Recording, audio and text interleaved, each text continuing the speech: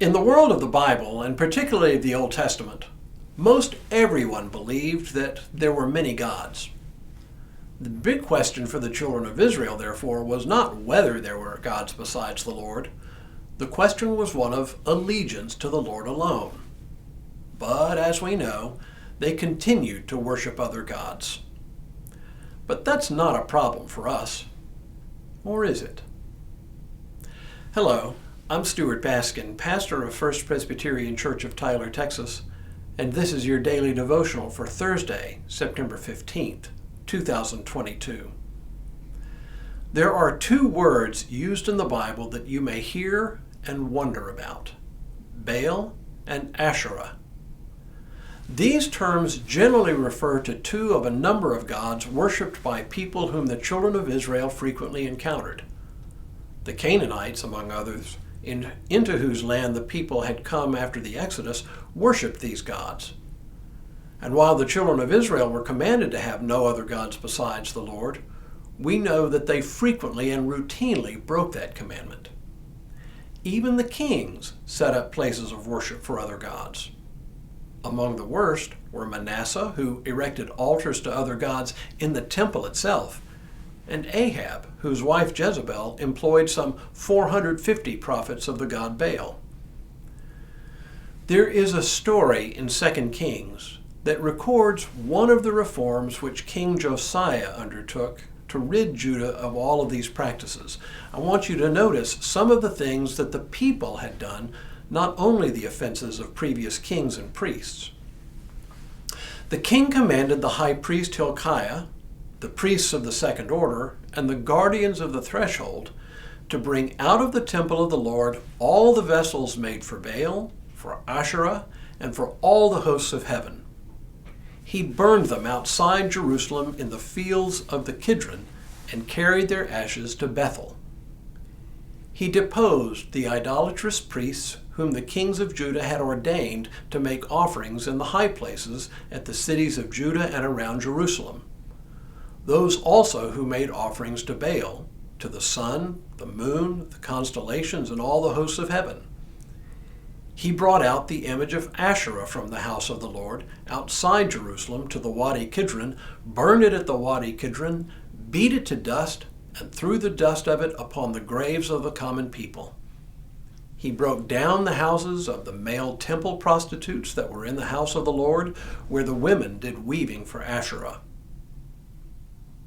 Again, it's not just the kings and priests who departed from the exclusive worship of the Lord. It included the people themselves, such as the women who made weavings for Asherah. And notice that worship of other gods wasn't limited to Baal and Asherah.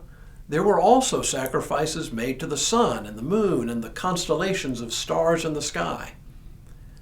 That all sounds pretty foreign to our ears. We don't really even believe that there are other gods. So this raises an interesting question. Does it mean that the first commandment is irrelevant? If there are no other gods to worship, do we need to be told not to have any other gods besides the Lord? I think you probably sense my answer already, and it is that we absolutely still need this commandment. We may not recognize any other particular gods by name, but we certainly place our trust in other powers besides the Lord. The easiest example I know, but it is by no means the only one, is the use of horoscopes. Many among us really and truly believe that our destinies are controlled by the relative positions of the planets in the night sky. People identify their personal tendencies by their astrological sign, which is simply defined by the particular constellation that was prominent in the night sky at the time of birth.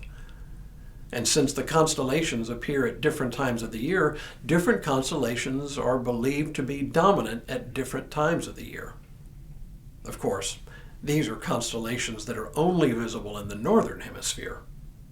I've always wondered how astrology accounts for the fact that folks in the southern hemisphere never see these constellations, but that's a discussion for another day. Look, I don't mean to get lost in astrology, but it is just the most obvious example of the way even good Christian people today continue the age-old habit of worshiping other gods. I guess because it's not centered on personal gods, it doesn't seem to be about worshiping other gods. But really, it's not about whether there are actually any other gods that exist. It's about where we place our trust. And any power to which we look for guidance about our destinies qualifies. Baal and Asherah may seem long dead and gone, but even in our day and age, they have simply been replaced by other powers. And it's always worth asking, what powers are we tempted to trust? It may no longer be Baal and Asherah, but it is likely something. Tomorrow, what exactly is blasphemy? But for now, may God continue to bless you and keep you in all that you do, this day and in all the days ahead.